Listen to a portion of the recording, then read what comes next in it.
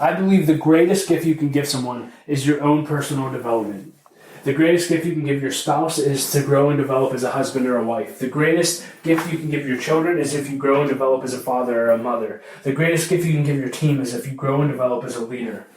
Bill Hybels said it best. He said, everyone wins when a leader gets better. This is the L3 Leadership Podcast, episode number 164. What's up, everyone, and welcome to another edition of the L3 Leadership Podcast. My name is Doug Smith, and I'm the founder of L3 Leadership. We are a leadership development company devoted to helping you become the best leader that you can be. In this episode, you're going to get to hear part one of my two-part series on developing yourself and the leaders around you. But before we dive into that, just a few announcements. I want to let you guys know about a new leadership conference called the Future Forward Conference, held by my friends at Amplify Church here in Pittsburgh. It's a conference for church leaders and their staff. It's going to be October 24th through the 26th, and it's led by Amplify Senior Pastor Lee Kreitcher, who I've interviewed for this podcast, and I've had him speak at one of our events, and he is a phenomenal leader. I cannot encourage you enough to get your leadership team here and your church leaders here. I'm telling you, it will be life-changing for them, and it could change the entire future of your organization. I just believe so much in what Lee and his team is doing. So please check them out at Future Forward Conference. And again, I can't encourage you enough to attend. I also want to thank our sponsor, Alex Tulandon. Alex is a full-time realtor with Keller Williams Realty, whose team is committed to providing clients with highly effective premier real estate experiences throughout the greater Pittsburgh region. As a member and supporter of L3 Leadership, Alex would love the opportunity to connect with you, and you can learn ways to connect with him and find out more at pittsburghpropertyshowcase.com. With that being said, let's jump right into my talk on developing yourself and the leaders around you, and I'll be back at the end with a few announcements. Hey guys, today I'd like to talk to you on the subject of developing yourself and the leaders around you. This is going to be a two-part series, and I hope to give you some very practical steps that you can take to start developing yourself and the leaders around you. So let's dive right into the content. I want to start off with a few questions. Number one, do you have a personal plan for growth? If I were to sit down with you, could you tell me what you do intentionally to grow and develop as a leader?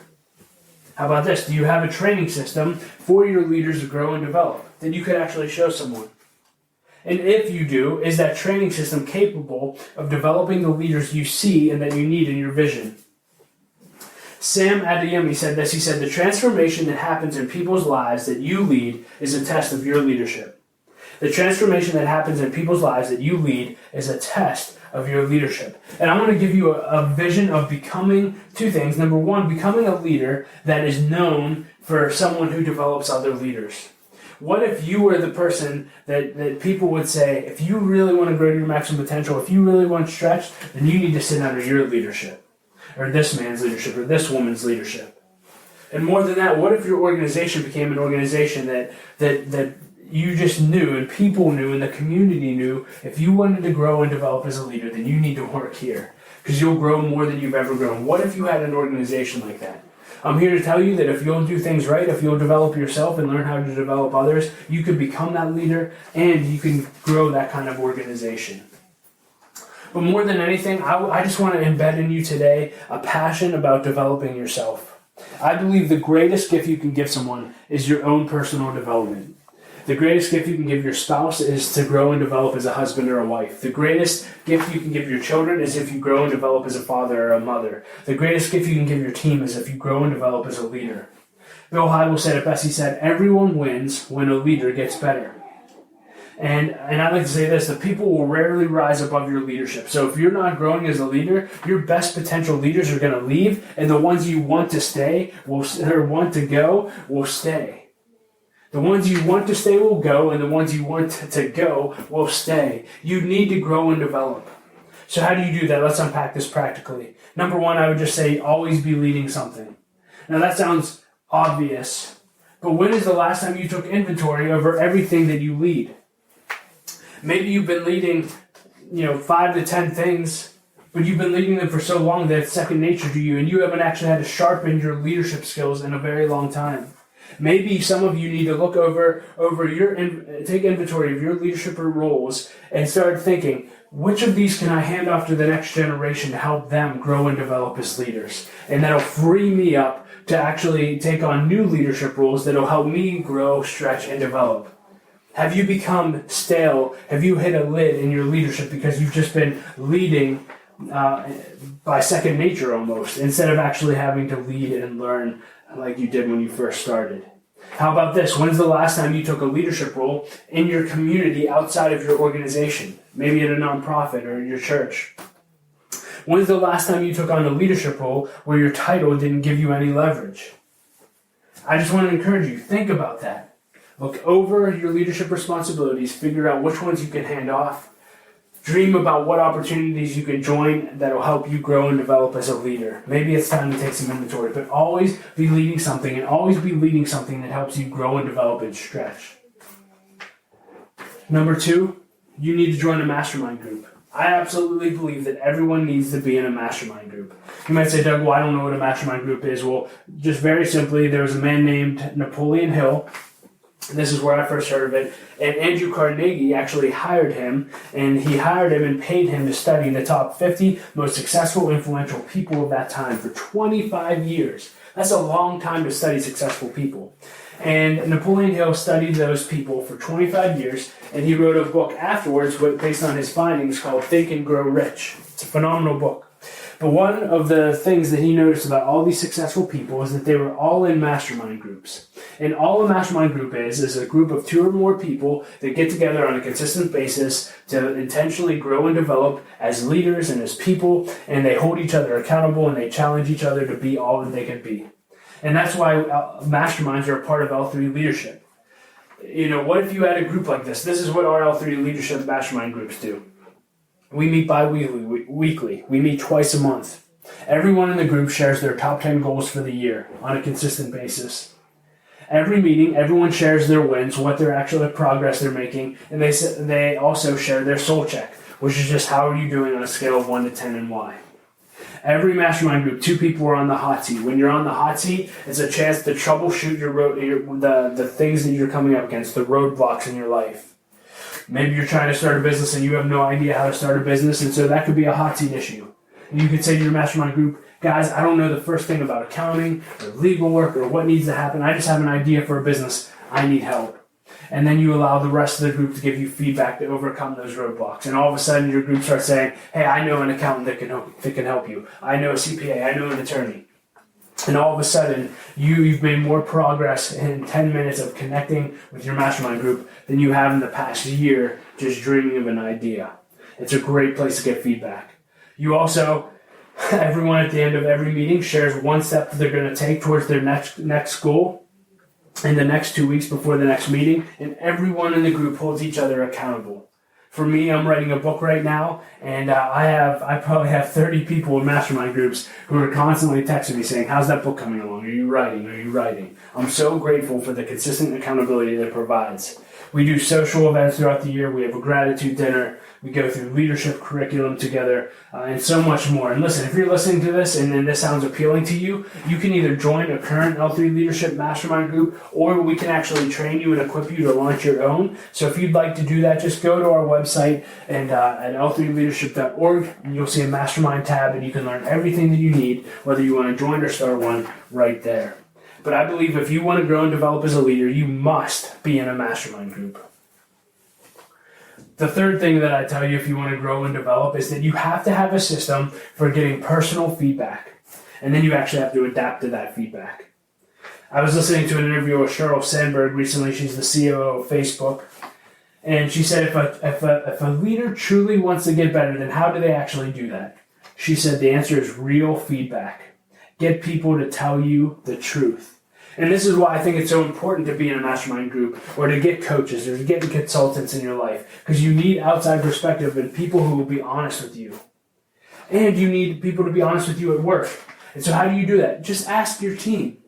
When's the last time you actually gave your team an opportunity to give you feedback? Here's some questions that you could ask your team. Is there anything that I do that limits you or our team? What could I be doing better as a leader? What should I start doing? What should I stop doing?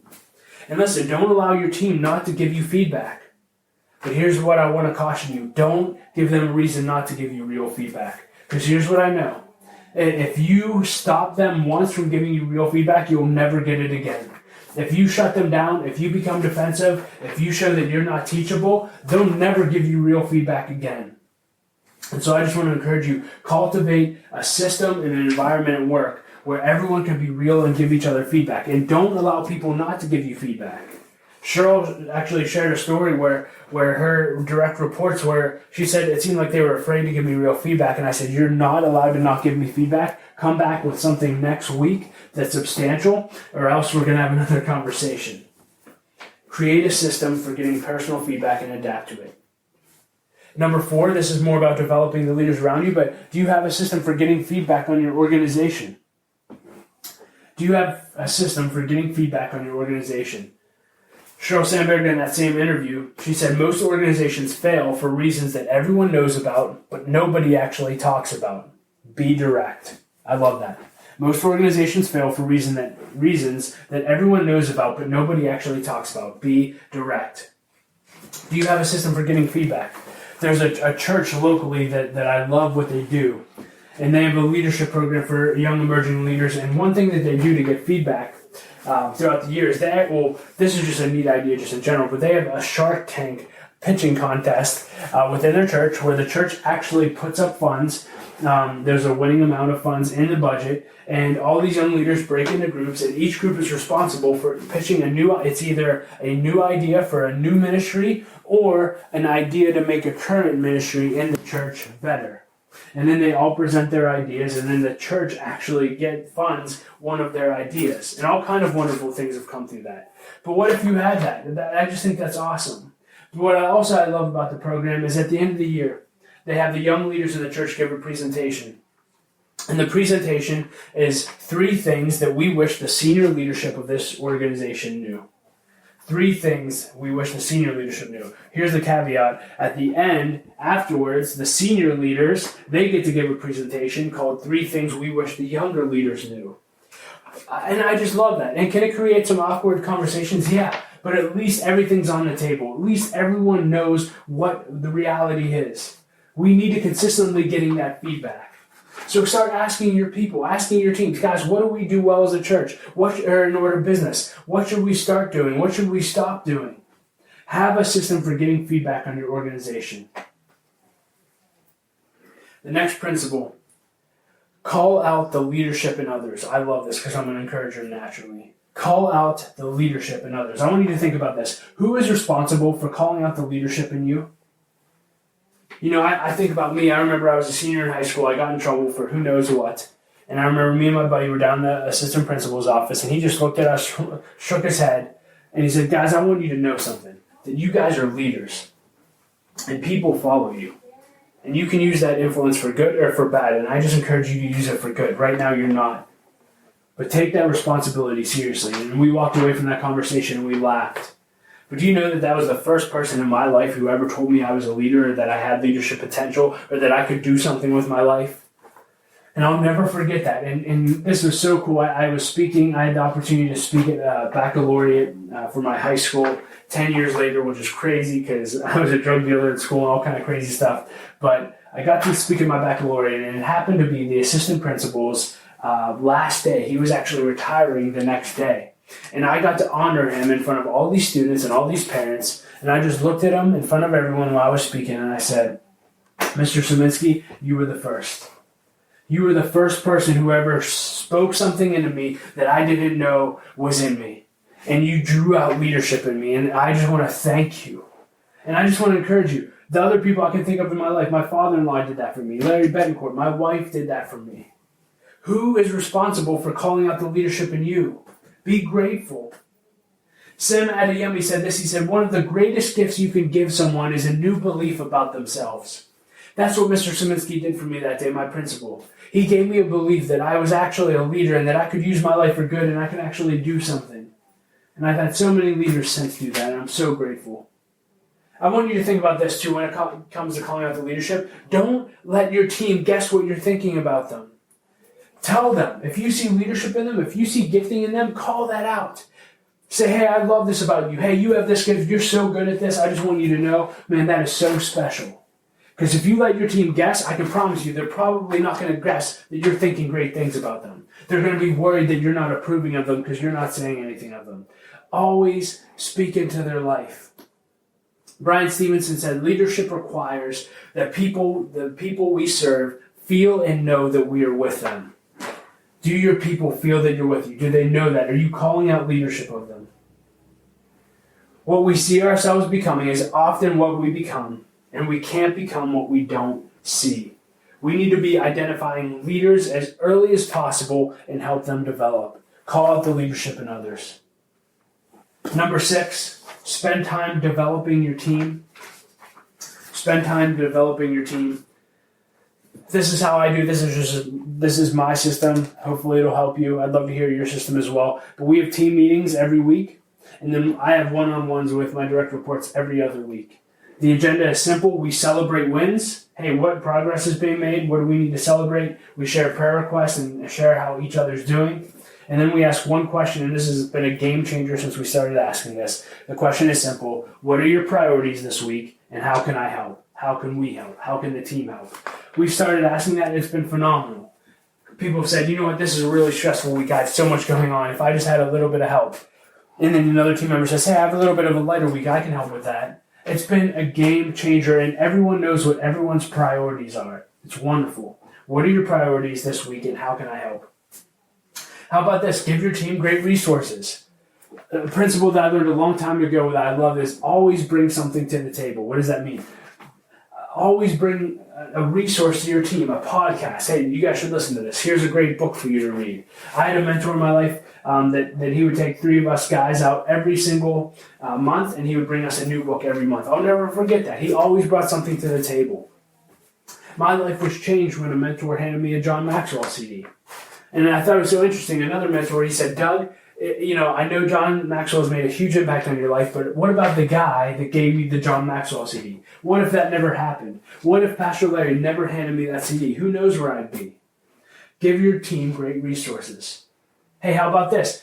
Care about your team's personal goals and help their dreams come true. Care about their personal goals and help their dreams come true. Andy Stanley said this, I love it. He said, nothing is gained if you don't know what your young leaders are dreaming about. And the story that he shares along this that I thought was so funny was he started asking his team, his young leaders, what they were dreaming about. And one young leader looked at Andy Stanley, who's a pastor in Georgia, and he said, I want your job in 5 years. I want your job. I want to be the senior pastor of this church. And it kind of threw Andy off guard. But what did he learn from that? There's nothing gained if you don't know what your young leaders are dreaming about. In that situation, Andy could do one of 2 things. He could say, you know what? You might be the perfect successor. Let's set you up on a plan to take over the church. Or another reality could have been, okay, you're probably never going to do that. But thank you for sharing that with me. And if your dream is to be a senior pastor somewhere, I'll do everything I can to help you grow and develop and help you find a place somewhere else where you can have that position. Maybe you should set a meeting with your team for everyone to come and share their top 10 goals for the year. That's what I do. Hey, what are you dreaming about? And God forbid it has to do with things outside of work. Learn what people are dreaming about and help their dreams come true. Give them feedback about their dreams. Give them resources. And then lastly, what if you connected outside of work with your team? One thing that I would encourage you to do that we practice at L3 Leadership is a gratitude dinner. Every year we have a wonderful dinner together, and after dinner we'll spend 2 or 3 hours, and everyone just goes around the table. Everyone's there with their spouses or significant others, and we just go one person at a time, and we'll just say we're starting with me, and we'll be like, okay guys, we're going to start with Doug, and everyone that's at the dinner table goes around and says encouraging things about me. And they'll say, Doug, this, and this, and it's one of the most encouraging nights of my life. And everyone goes away filled up and fired up about their lives and so encouraged. What if you had a gratitude dinner to thank the people on your team? Just a thought.